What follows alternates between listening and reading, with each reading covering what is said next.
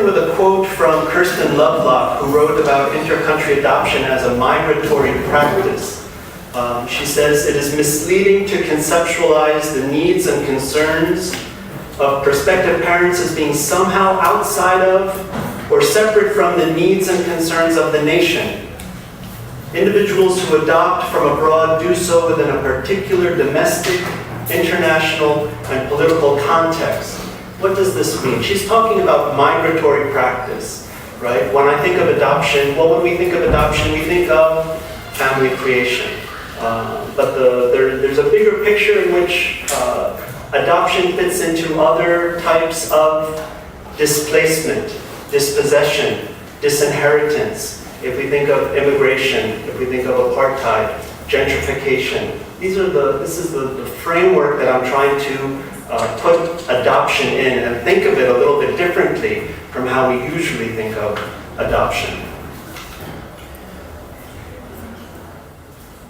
So first, a little bit about the historical, political, and economic underpinnings of adoption. Adoption, and I'm talking adoption in the Anglo-Saxon notion of the term. Adoption was functionally about indentured servitude. I'm talking in the early days of the colonial period, English colonialism, and afterwards American colonialism. Adoption served as a way to provide labor. Nota, that was it, right?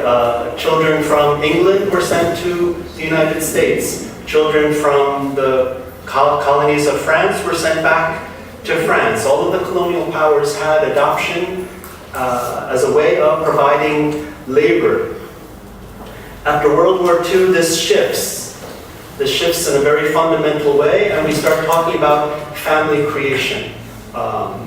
The economics and politics of it, though, continue to form the basis of displacement, dispossession, and disinheritance. If we look at these slides, we see on the top what were called the home children of Canada. The colonies of England needed population, so they took children from the poorhouses, sent them to England, sent them to Canada, sent them to Australia, sent them to America in order to populate the colonies.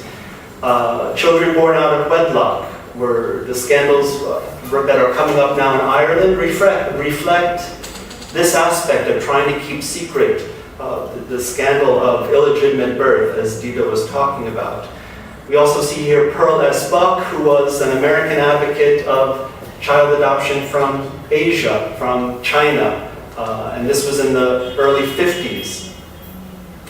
Lebanon shares with other source countries a colonized background, a marginalized underclass, an absent government, a neoliberal economy, and later in its history, orphans as a function of war. And so we see in terms of Lebanon, not much different from Korea, not much different from Guatemala in terms of what were the reasons for adoption. And when we think of the source countries for adoption, they map readily onto countries which were opened up in terms of neoliberal economy or political warfare.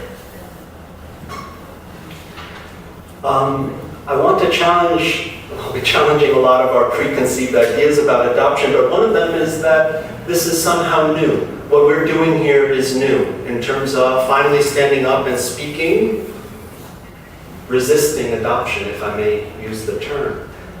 Since the very beginnings of adoption practice, there has been resistance to adoption. The middle image here is from the foundling hospitals of Britain.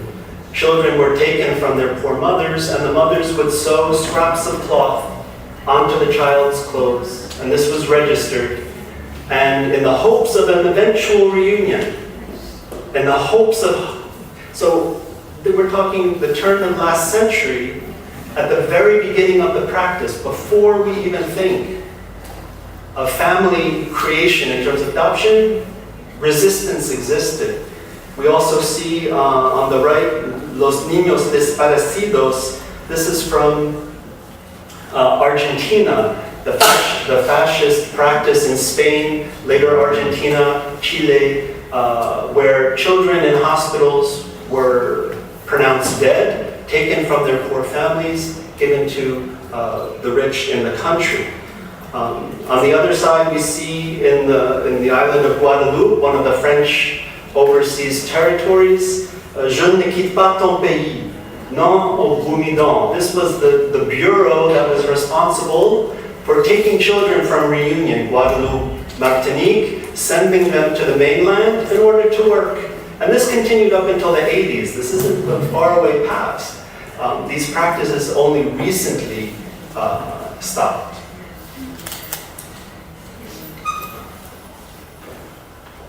One of the aspects of legal reform that I think becomes most prominent, and having been here for 10 years and having tried to regain my nationality, Nizam started with this a long time ago, we're almost there. To understand is that the legal practice concerning adoption, it's designed to help the adoptive parents. Nothing in it is concerned with the child whatsoever. Dida was showing us the false names, the false dates, the false places. I look at my paperwork. We look at our paperwork as adoptees and we think we're connected to this family name. It's not true. It's not valid. The laws, the local laws, are bent to serve the adopting country. The legal definitions come from the adopting country. So the illegitimate child, the definition of foundling status, the absence of kinship. This isn't Lebanon does not have a nuclear family structure. Kinship goes out, it's extended family, cousins after cousins. So the definition of the child becomes one of nuclear family. If I say this child has no parents, this child is available for adoption. Very different from the cultures that we come from usually. Further legal action, including adoption, I'm talking domestic adoption in the United States, but where birth certificates are sealed, information is hidden from adoptees. This becomes the legal aspect, and it's most obvious to us when we come back, when we try to bend ourselves, as I call it, bend ourselves back into the culture. How do you become Lebanese again? Your name doesn't tie you to anybody. Your name is different, and so if I understand correctly, my false orphanage name on my eventual ID card, it will list my false orphanage name, currently known as Daniel Drennen. So we're still no closer to any truth concerning the adopted child.